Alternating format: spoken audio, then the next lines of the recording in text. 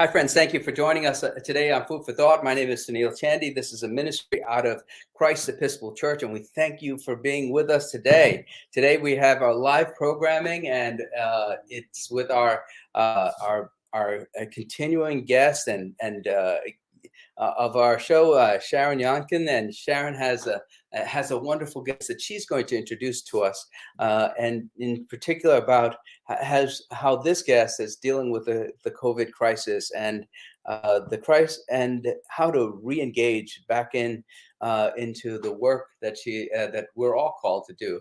And so, without further ado, well, before that, just tell us if you're here. Tell us that that you're watching, connect with us. Tell us about whether you like this programming and the format of it. Tell us anything and comment and so forth. And so I do want to shout out to Betsy Rice, who always watches, Natalie Pukas, who always watches, and Jan Hassel. Hello to all of you guys. I know that you're watching. The other day I went to the DMV at the town center to pay my car tax, right, for at town hall, and one of the people that were there just recognized me through this programming, and she said, "You're Sunil. This is and I watch you all the time with Food for Thought, and I thank you for that." And so shout out to them as well. Dawn, thank you. God bless you. And Dale, thank you for watching too. Yes, of course, Dale. Dale's here all the time too. So if you are watching, tell us that you're here. Help us to know that this is a valuable and good ministry for you. Now, let me move us on to Sharon. Sharon has this wonderful guest, and I'm looking forward to talking with her too. Sharon? Ben? Sharon, how are you doing? Oh my goodness, I'm doing well. I had another good morning, started it with pickleball. Now we've got to remember that I'm in Rhode Island, you're in Florida right now, and this is the wonder of technology, right? Yes. And we wouldn't have been in this place where I could almost talk to you almost every Monday and get my normal dose of Sharon injection into me. Yes. This wisdom that you provide, were not for the fact that we went through this pandemic. And so true. And I cherish the connection that we're still able to have, Father Sunil. And I get my dose of Father Sunil. So yeah, we're inoculated. We're inoculated. That's right. And so one of the things, so I'm doing well, thank you. And then I have my smoothie. So I'm doing the things that, again, I'm encouraging everyone else to do for good self-care during this stressful, time of history, really, that we've been going through. And so when you and I were reviewing the past year, one of the things that we realized really is that we really hadn't had many medical first responders on the show. And we wanted to, because our mission has been to talk about mental health during the pandemic, and we've looked at a lot of different perspectives. And I think part of it was that we were kind of realizing that they were very busy. And so, but then as we thought more about it, that was and stressed, of course. And stressed, right? Yeah. So, and then 2 weeks ago, we had, I thought, a wonderful show with Dr. Thomas, who came on, and she discussed mental health, particularly with our physicians and medical first responders. And so another person that I thought of was my niece, Kayla, Galetta, who is a nurse and wonderful woman, graduated from Villanova. And so I talked with her a little bit before about the show. And I realized that I think we need to all interview our family members to find out what they're really doing, because I was like really amazed at hearing her story. So this is another example, I think, of how deep listening, a lot of times we just don't take that time to really engage in deep listening and hear people's stories. And I think that's been the beautiful part of the show that you've had, Father Sunil, is how you really have had these conversations, and so much wisdom is shared throughout these conversations. So anyway, without further ado, and I think we sent a bio to you as well. Oh, maybe did you get that via email? I didn't Yeah. get it for this one, but maybe if Ben has that bio, you could put it in the chat, and then I could read that also as we're, or I just bring Kayla on board, and then we could kind of then engage with her a little bit and talk to her. Okay. All right. Kayla, how are you doing? Hi. Awesome. I'm so happy to be here. Oh, I love it. We just saw you a couple of minutes ago, and you had your hair up, and now it's down. It's beautiful. Yeah. Listen, you gotta when duty calls, you just gotta be ready. That's the story of nursing. So She's yeah. a nurse. Yes. So Kayla graduated from Villanova. I'll do a little bit of the bio, but she graduated from Villanova, and then she did work in the Longwood medical area. Where did you work, Kayla? What hospital there? I worked at Beth Israel. Beth Israel. Yeah, just across the street from Brigham, right in the heart of it all. Yeah. And then she made her way. Now she's out in Arizona as a school nurse out there. So what was your specialty, Kayla? What in nursing? Yeah, so I worked in a variety of fields. I worked in child development, and then I worked in women's health. Towards the beginning of the pandemic, I actually volunteered to get redeployed to a adult neuro unit to try to get some more experience in adult med surg. And so I did that for about 6 weeks, and then I realized that it was really hard, and it was something that didn't quite fill that joy that I needed. And so then at that time I decided to go back to women's health, close it out, and move out to Arizona to try to have a little bit more balance in my life. And so you're drawn to pediatric nursing mostly, I think it seems like, or is that it, or is that does that bring you joy too? Can you hear me? Hello? Sharon, can you hear me?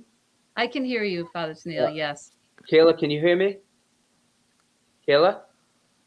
Sounds like maybe you might be. Sorry, I'm having a hard time hearing you guys. I can try to move closer to my router. Hold on one second. Okay. Yeah. Well, she's coming back. I mean, yeah. I think one of the things about, and I'd love to ask her about this is, I mean, she seems to like, I mean, she's working as a school nurse now, right? And so she likes the pediatric end of nursing.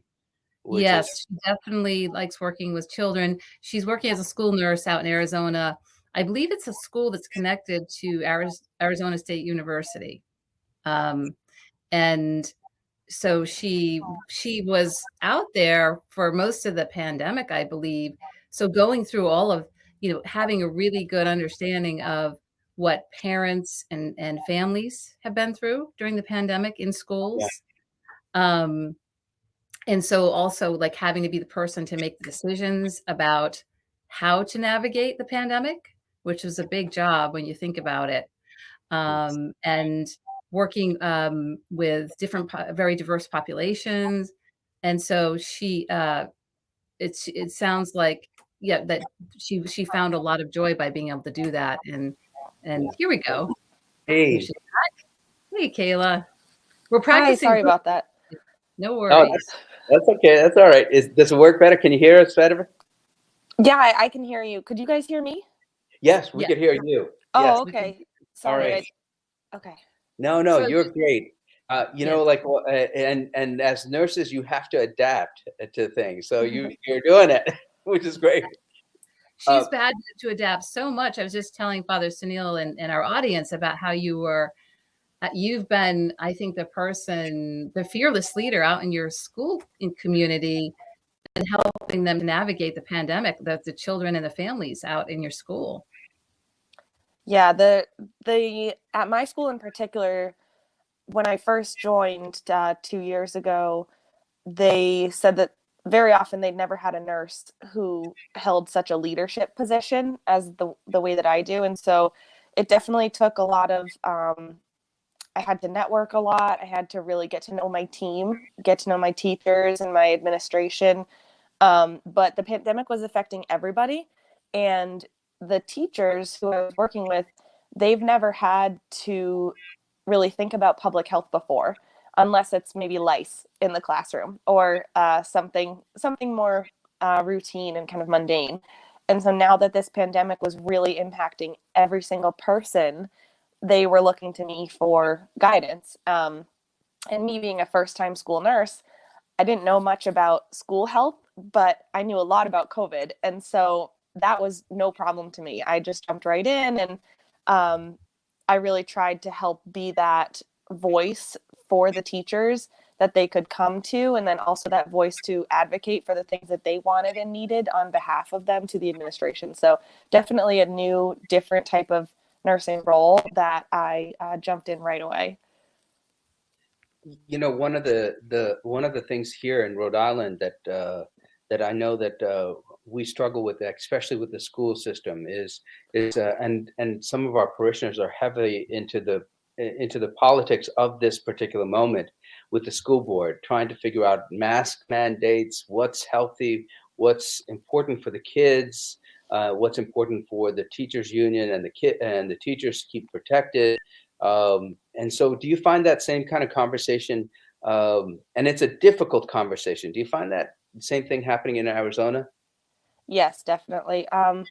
Arizona's school system is unfortunately not quite as highly ranked as Rhode Island or Massachusetts at this time. And that's one of the reasons why I wanted to come down here, because I wanted to go to a population where they had more needs, in particular, more basic needs, things like helping kids deal with trauma and helping teachers and other important adult members build relationships with students in order to develop that sense of trust. So a lot of times what we find in Arizona is that having the ability to have an opinion on the political matters is almost a privilege, because right now, a lot of the students at my school, the ones that are coming to school hungry, the ones that are not going to the doctor because they can't afford it, or the ones who come to me because they know that you don't need papers to come and see the school nurse. It's a totally different level than a lot of times the environments that like I personally grew up in, or some of the other places where we are seeing more of those heated political discussions. Here at my school, it's a we do what we got to do to make it through and survive. If they say we have to wear a mask at school, all right, we'll wear a mask at school, and it's kind of no questions asked. No, that's not all the time, but for most of the students, that is the case. Yes. Yeah, no, that makes sense. That makes sense. One of the things and I got to applaud you because, just as, there's almost like this great, we're right in the midst of this great resignation, right? As it were, people are moving from one place to another, and nurses in particular, nurses and healthcare workers. My wife's a pharmacist, and we just had this wonderful conversation with Dr. Thomas about 2 weeks ago, and the stress that she kind of told us about is palpable. We could understand. You could feel it, and so some nurses are moving out of the field, but you're engaging in the field, and that's laudable. I mean, this is beautiful, because that's the type of person we need at this moment. But what do you need in order to keep up that stamina, that spirit to engage in this hard work? Yeah. How did you figure that out? Because I thought that was really striking in our conversation that we had too, was how you went about figuring out how to navigate this situation with limited resources, and also do it in a way where you could engage and you feel engaged and feel empowered during the process. Yeah, I think the biggest piece was just realizing that nobody was going to do it for me, and that in a way I had to be my own advocate for what school nurses needed, in particular what my school needs, and what the students need who go to the school. And so in a way I almost became a advocate for myself, and I really had to get to know the leaders and talk to the right people. And I really had to take more of a business approach to it to try to get heard and get seen, and to make everybody understand that, hey, no, this is really important and it's going to impact everybody if we don't all get on the same page. And so I had to take a lot of time that I had to dedicate to furthering my own education, taking a couple classes, and really learning about systemic leadership and systemic change theory. And so that's one way that I feel like I was able to, ironically, manage the stress of a harder job, was just by digging my heels in and really challenging myself to do it and do it well. And so on those days, where I didn't have much to do, I would definitely enjoy sleeping and enjoy my time off. And I'd go adventure around this new place where I was living. And so it was a good balance, but I also knew that the work that I was doing, I was seeing the direct effects of it every single day. So that was very motivating to me to keep going, because I knew what I was doing was working. Yeah, I want to add too, because one thing that stood out to me in our conversation, Kayla, was that when you started in this position, you were the only person. You were like a one person show. And now you have a staff of 4 or 5 people. I think. Yes. Yeah. I forgot about that. Yeah. You were the one who grew it, right? Yes. Yeah, I did. Thank you for reminding me of that. Now they're just such an inherent part of my life. I'm like, oh yeah, I did that. And but yeah, last year, during the first year when COVID was in the schools and everything was kind of slowly reopening, it was just me. And I did a really good job, but I was not, it was terrible. It was very stressful, lots of work. And I knew I was doing the work of like 2 or 3 people, but as was everybody else. And so I had to practice empathy with, the other teachers who were being called to do things that they weren't typically going to do. But at the same time, I also had to prioritize my tasks, the things that only an RN could do. But by the end of the year, I said, you know what, this is not sustainable. And I need help. And so I ended up using a couple of the nursing students that would come to my school to practice their clinical hours. And I built some relationships with them. And then some of them, one student in particular, really enjoyed her time.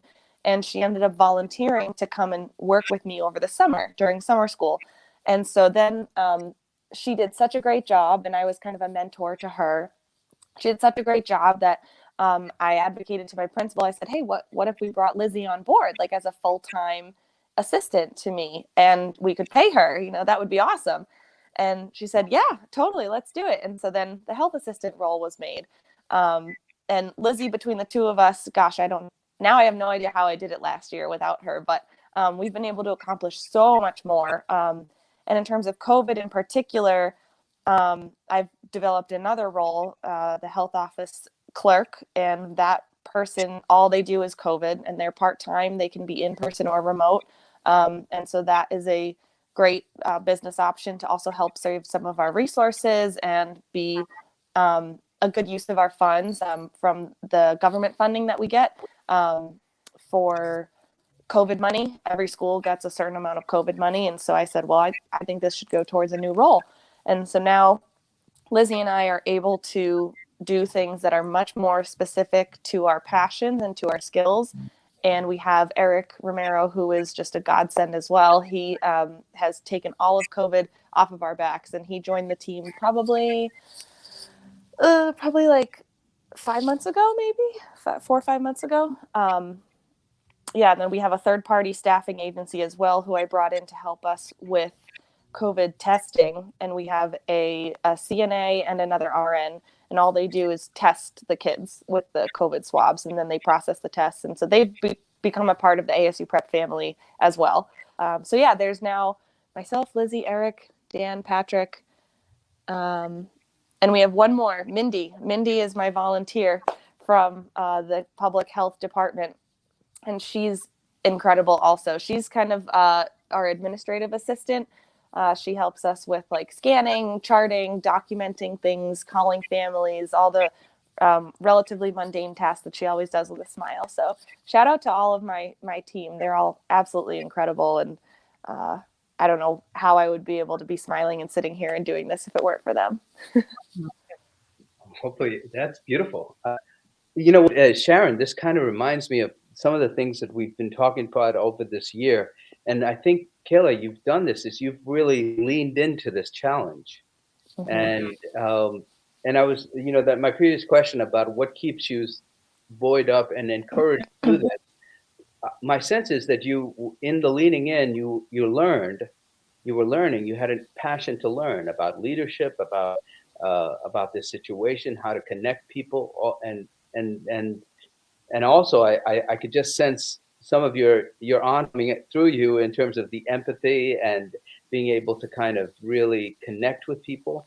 So that's a beautiful thing. I mean, this is an extremely tough situation, and many people can give up and just say, "Oh, I can't do it. I'll just do what I need to do, put my 9 to 5 in, and then just go." Mm-hmm. But I think people do that though in order to keep their own boundaries sometimes, and in order to cope with their own stress. And so by no means has it been easy, but I also, it's funny, I don't consider myself like a martyr or anybody, who's done anything super great. I just see it as like a job needs to get done. And I don't want to put my name on something that I'm not 100% proud of, that I'm not 100% like ready to be a representative of. And so if I'm going to be representing the health of these students at this school, then gosh damn it, we're going to do, sorry, gosh darn it, we're going to do, thank you. Then we're going to make it right. So I'm just passionate. No. He is. Oh, I can see the family passion there for sure. And yeah, I do think that for sure there's you're picking up on something that I realized too in listening to Kayla is her dedication to service. Yeah. And I know that was something that came through during conversation. Like she really feels a passion about helping others. And I would be remiss if I didn't mention your beautiful grandmother, right? Judy, Yeah. who was a nurse for, and just really an amazing, wonderful person who was all about service as well. So Kayla has a history on both sides of her family of either ministers or nurses, and there's that theme of service that I think I see in her. Yeah. So Kayla, did you always know you were going to be a nurse? No, actually, I remember vividly taking a trip. Actually, my grandmother, Sharon's mom, babysat for my brother and sister while my parents and I took a trip down the East Coast to look at architecture schools and to become an interior design artist. And I thought I was going to have my own TV show on HGTV. I loved Extreme Home Makeover and all of that. So yeah, grandma came and babysat them, and then I thought I was going to do that for a little while, but then I remember kind of having a moment where I was like, okay, what do I want to do with my life though? Like, do I want to be someone who just sits at a desk and draws up blueprints and hands them off to someone? Or do I want to be someone who is involved and can build relationships with people and see them grow and see them heal? And my grandmother, Judy, definitely was not pushing me to become a nurse like at all. But I did see a lot of fulfillment in her life, and she talked about being a nurse all the time, and I just felt like I can do something like that. That'd be really cool. And so my junior year in high school, I shifted from being an architect to being a nurse. And my guidance counselor and my teachers, once I made that decision, it was the best decision I ever made. Looked at a bunch of different schools, and then Villanova ended up being the best fit for me. And I'd do it 100 times over again if I could. I'm so happy that I chose this path. Do you find also that among some of the students that you interact with, that there's an interest in nursing? I mean, I would imagine right now with the pandemic, that's scary for a lot of folks to think about going into the healthcare industry. Yes. What do you think over there in Arizona? Yeah, in Arizona, we have a lot of different cultural and family backgrounds that I work with here. So nursing is definitely an admirable career for a lot of people. But it's not for everybody, for sure. Just like you're saying, I have a lot of people who, again, are kind of focused on, let me just graduate high school and then I'll figure out what I'm going to do next. So while we are a college preparatory school, we do encourage higher education and definitely see great value in that. But at the same time, we are aware of some of the other needs of our community. And so a lot of our students they like to enter a trade. And for a long time, nursing was a trade. And so telling them, okay, nursing's a little different. Now you got to go to college for 4 years, but you can get this scholarship, you can do this, you can get work study. And so it's becoming a lot more attainable. I have a couple students who are interested in nursing. And we have 3 big universities down here that most kids go to, or they'll do a community college track where they'll go take a couple of years at a local school and then they'll transfer in to a larger university where they'll complete their degree. So down here in Arizona, I'd say it's a good mix of some of the trades versus a higher education career path. Now, do you also get into conversations with your colleagues, other nurses, both in school nursing and also outside of this? And what are they feeling? Are they feeling the stresses of this moment? Yes, it's very different. While there's a sense of camaraderie between nurses right now because we're all on the front lines, school nursing is so unique in the sense where we have a very different role compared to some of the other nurses who are in the hospitals. I do keep in touch with some of my friends who used to work at Beth Israel with me, and they are struggling. It's been a real challenge for it's lots of systemic issues just with the hospital and the healthcare system in general. This overarching theme of let's take care of the people who need it the most, and then when it comes time for them to take care of us, it's like, ooh, we're not really quite getting treated the same way that our work is representing that we should. So there's definitely a lot of stress, but also it's not a one size fits all. There are political issues that make it into the hospital settings for nurses, but at the end of the day, what unites us is that the fact that we're here just to try to help people stay healthy and stay well and keep them out of the hospital. Nobody enters the medical field if you want to make money. Like, really, that's not, and that's a common misconception that a lot of people have now, especially with physicians. But you wouldn't put the work in, you wouldn't lose sleep, you wouldn't stay on call for 24 hours, 48 hours. You wouldn't do that if you just wanted it for a paycheck. And there's no job where you make a lot of money but don't have to work hard. So in nursing,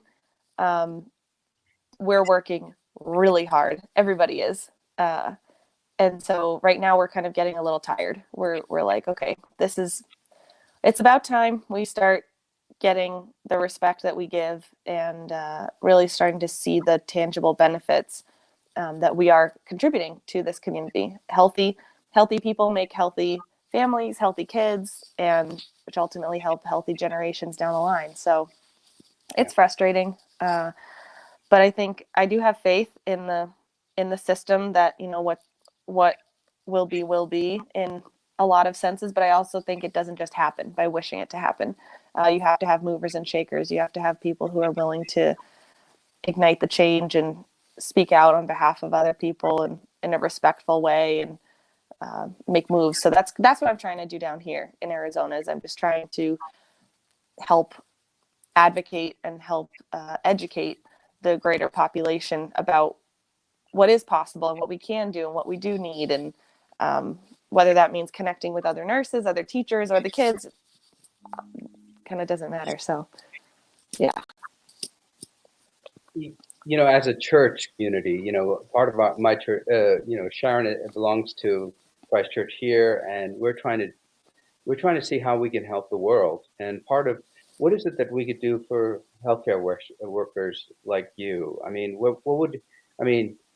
other than praying for you, of course, you're in our thoughts and prayers. But how do we, help people to kind of, just help you find a second wind almost? It's a What do you? great question. I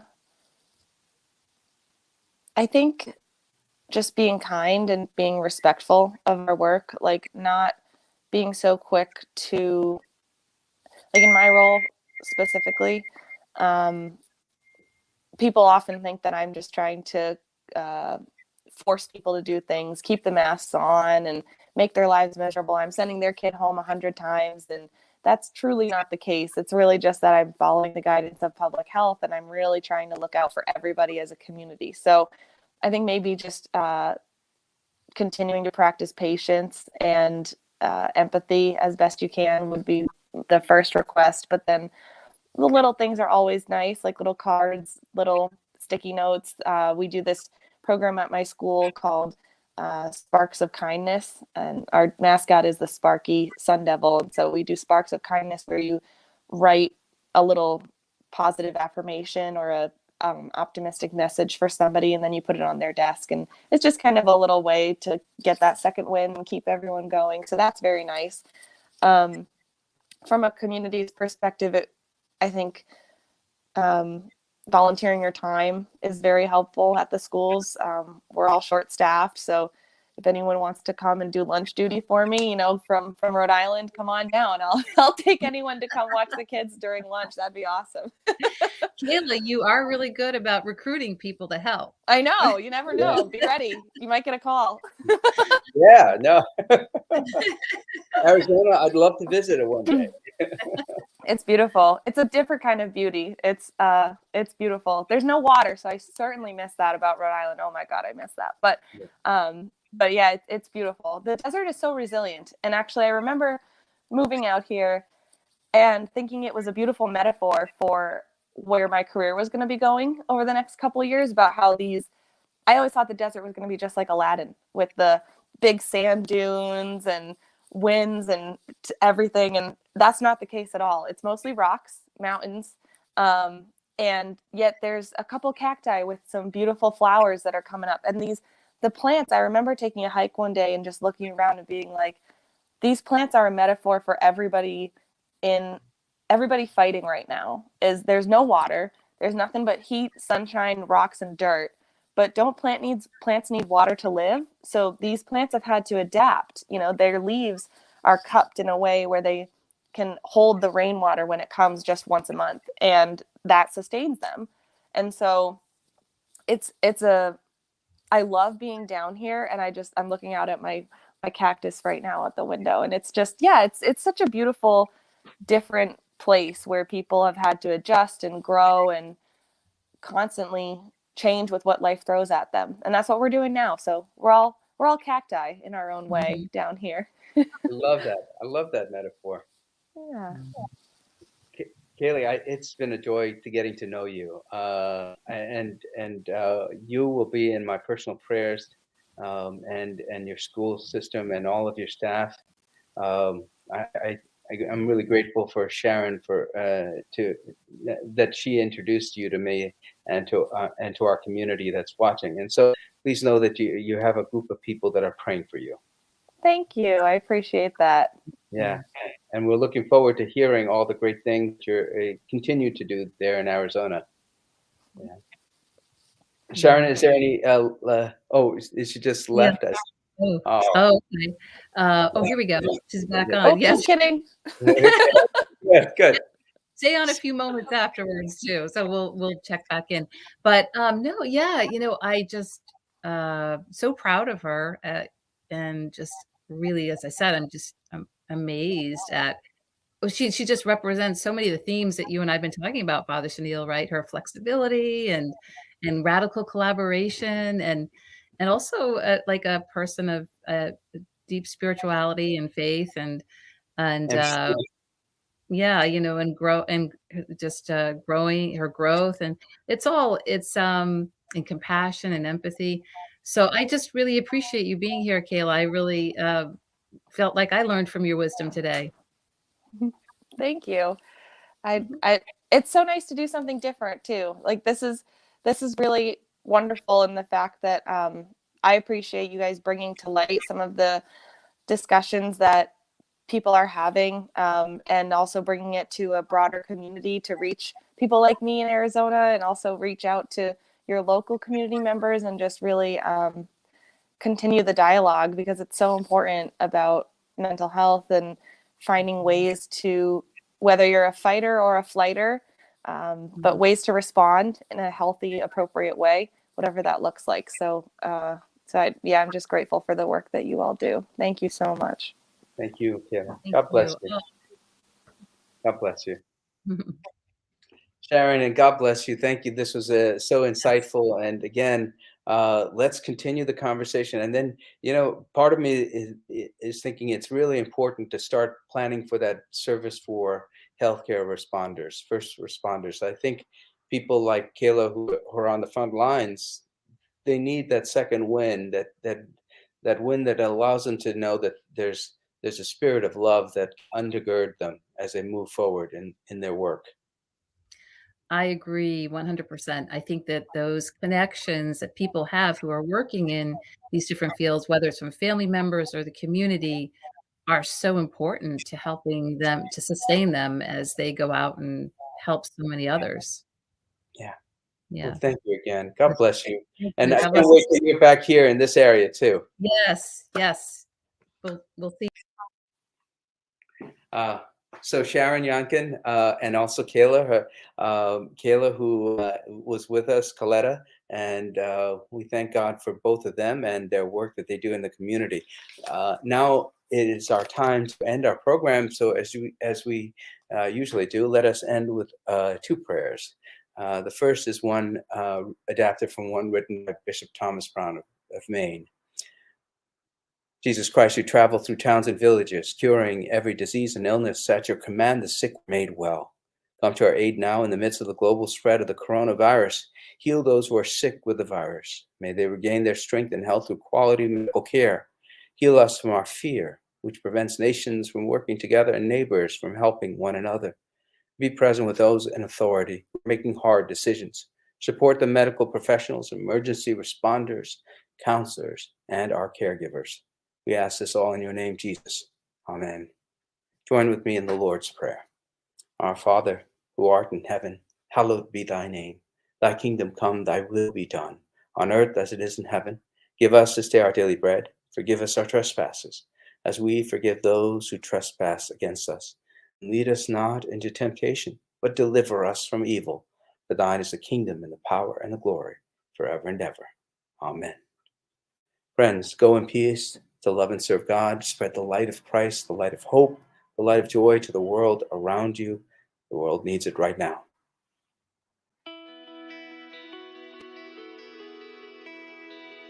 Thanks for watching. Did you know that you can join Christ Church from anywhere in the world? If you're feeling connected to what we're doing, email us today at communicate@christchurchwesterly.org.